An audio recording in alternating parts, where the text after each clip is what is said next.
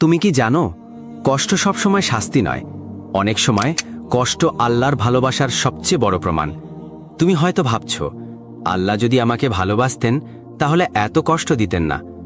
আজ আমরা জানব সেই 4টি কষ্ট যা আল্লাহ কেবল তার প্রিয় বান্দাদেরই দিয়ে থাকেন।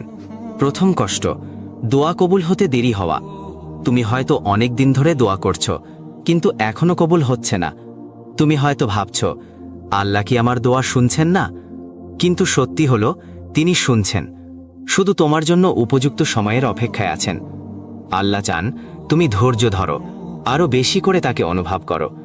তিনি চান তোমার হৃদয় শুধু তার কাছেই নরম হোক। দ্বিতীয় কষ্ট, ঘন ঘন পরীক্ষা।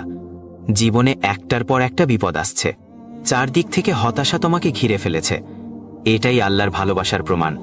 ঠিক যেমন আগুনে গলে সোনা খাঁটি হয়, তেমনি কষ্টে একজন মুমিন পবিত্র হয়।